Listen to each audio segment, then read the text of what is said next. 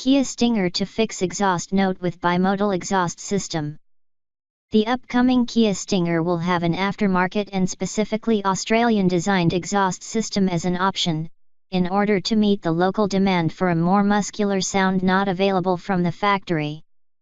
Speaking to Automobile 5s at the Nürburgring racetrack in Germany, Albert Biermann, Kia Motors head of vehicle testing and high-performance development, admitted the Stinger needs a better exhaust note.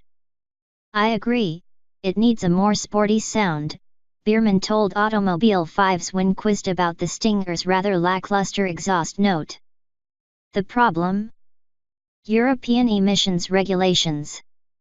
Biermann says that in order to combat that, the company has fitted an active sound design (ASD) system that pumps artificial noise into the car, but was happy that the Australian market had taken it upon itself to develop a bimodal exhaust system. Active systems might be good for now, but in a short time it will be cut off in Europe due to emission regulations, so this is why we added the ASD, to give more feedback about the engine, Biermann added.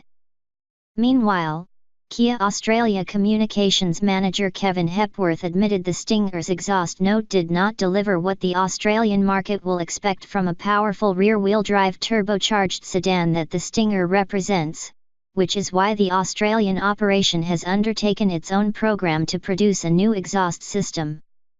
"Noise is important. I think everyone has agreed within the company that the car needs to sound like it looks," Hepworth told Automobile 5s.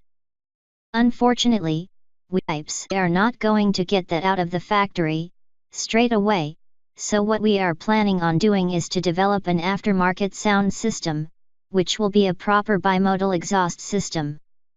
The supplier's identity remains unconfirmed, but we suspect it will likely be Walkinshaw or the supplier of bimodal exhausts to that company.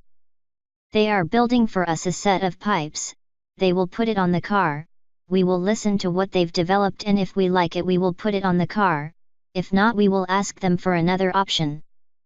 Hepworth said the effort to develop a localized exhaust setup is an expensive, but necessary, exercise. "It's difficult to get authorization to do this sort of thing. It's built initially for quietness and refinement, and that's what the Europeans and the Americans wanted and the developers in Korea want. They don't have the same market set that we do.